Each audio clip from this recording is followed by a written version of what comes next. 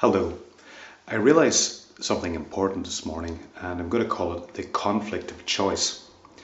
So, if you take it right back to when we were created as loving beings. We probably all recognise that our true identity is a loving being. So, you could say right at the start, we chose to be a loving being. I know there wasn't any choice right back then because we were just created as love, and there wasn't any choice for fear.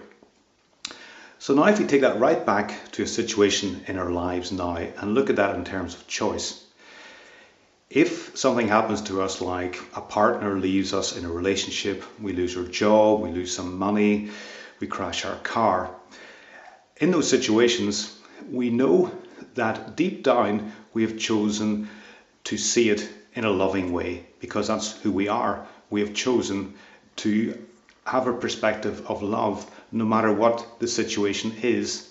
And yet, mostly in those situations where someone leaves us or we lose our job or something happens, some circumstance we don't like, we forget totally about the fact that we've chosen a loving perception of that situation.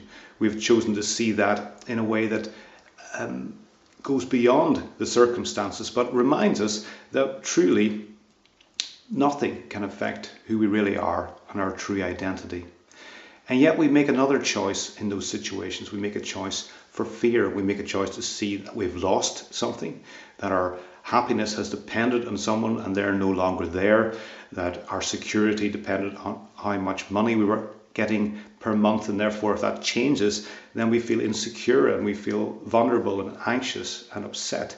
And yet those situations can be seen in a totally different way. In fact, we want to see those situations in a totally different way. We're hardwired, we're programmed, we're created to see those situations in a way that reinforces our true identity of love. And you might say, well, how on earth could be a situation where someone leaves you and you're attached to that person? How could that reinforce that you are a loving identity? And yet it depends how you look at it. You could, in that moment of pain, that moment of anguish, that moment of upset, realize that really depending on someone else for your happiness isn't a great idea, that the only place you can depend on for your happiness is who you really are, your true identity. So you could use that situation, no matter how awful it is, no matter how painful it is, to remind yourself that you're choosing to be something else than your true identity, that you've made a mistaken choice. You made a choice for fear. And so that choice for fear, you don't want to continue to make that. And so the situation was extremely helpful. It brought up into your consciousness the choice you were making for fear. You were making that fear choice all along. You were depending on that person in that relationship. And there was a fear-based situation there until it became so painful you had to look at it. And the fearful choice was already there. And that fearful choice is not your true identity. It's not who you've really chosen to be. It's not what you've really chosen to experience in this lifetime. And so great, the person's left you. You've lost the money. In that moment, you realize what you're really up to. And that what you're really up to in that choice for fear is totally alien to your true identity and to your true self and to your true nature. And of course you want to realize that. Of course you want to know when you're so off track that you're choosing something that's totally the opposite of who you truly are. And so you'll always have that conflict coming up now and again when there's a relationship or a dependency that it seems to be going okay, you seem to be getting your needs met, and then something changes. And if it was fear-based to start with, that change, when that person leaves or you lose that money, that change will be painful only because you were looking at it all along with a fearful perception. And great, now you have an opportunity to choose to look at relationships with loving eyes, to look at money and finance with the eyes of love, with the true perception.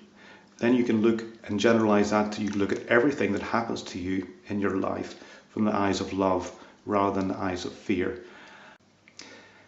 And that's what the Miracle Choice game does as well. It has as its purpose, choose love rather than fear and joy rather than pain. And the whole game is designed to help us realize when we're choosing against our true identity, our true nature, when we're making fearful choices, and remind us that that fearful choice is a choice we don't want to make. It's not going to bring us happiness ever, no matter how hard we try, no matter how much we try to disguise it. So we want all those things in our life that where we've disguised fear and called it something else, to see that for what it really is, so that we can make another choice for love. So I encourage you on this path of choosing to play the miracle choice game with problems, situations, desires, aspirations in your life, and it will help you realize what you're really doing. So you can go along to the website miraclechoicegame.com and have a experience and play the game and get a card just through the website, and of course you can buy the game itself. So I hope it's going to be a support for you on this journey. It has been a support for many people. Give it a try if you feel inspired. Thank you.